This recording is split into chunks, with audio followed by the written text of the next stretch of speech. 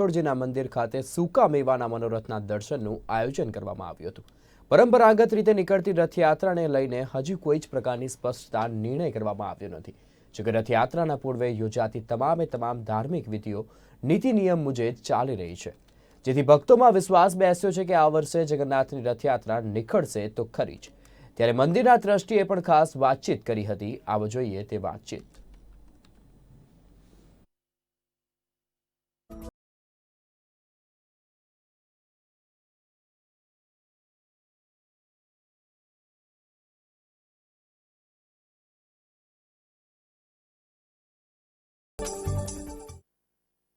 સરસપુર રણછોડજી મંદિર ખાતે સૂકા મેવાના મનોરથ છે તેના દર્શનનો લાભ અત્યારે હાલ દર્શનાર્થીઓ લઈ ચૂક્યા છે।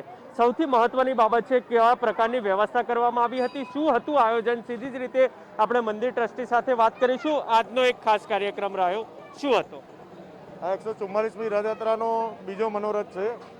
એની અંદર આજે ડ્રાયફ્રૂટનો મનોરથ ભગવાનને ધરાવવામાં આવ્યો છે। એની અંદર દરેક પ્રકારના ડ્રાયફ્રૂટ પણ ત્યાં ભગવાનને ધરાવવામાં આવ્યા છે।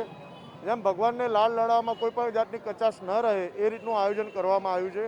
અને ત્યારબાદ પણ હવે મિક્સ ફ્રૂટનો મનોરથ છે અને પછી મગજનો મનોરથ છે।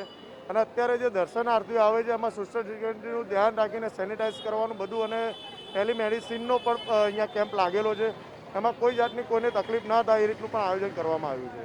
ઉમંગભાઈ, હજુ પણ જે રથયાત્રા નીકળશે નહીં નીકળશે અનેક વાર્તાલાપો થઈ રહી છે, મંદિર તરફથી કેવી તૈયારીઓ રહેશે અને આપ શું આશા વ્યક્ત કરી રહ્યા છો?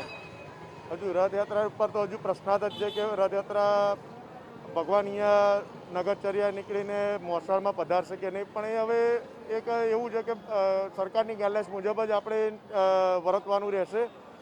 અને જે અહીંયા આગળ ભાવિક ભક્તો છે, જે અહીંયા આગળ અત્યારે ભગવાન 15 દિવસ મોસાળમાં છે, ત્યારે અહીંયા આગળ સર્વે ભાવિક ભક્તો અહીંયા ભગવાનનો દર્શનનો લાભ લઈને આનંદિત થઈ રહ્યા છે।